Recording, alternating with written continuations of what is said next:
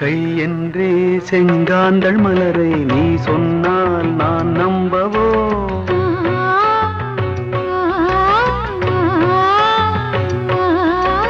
கால் என்றே செவ்வாழை இணைகளை நீ சொன்னால் நான் நம்பிவிடவோ? மை கொஞ்சம் பொய் கொஞ்சம் கண்ணுக்குள் நீ கொண்டு வருவாய் காலத்தால் மூவாத உயர் தமிழ் சங்கத்தில்.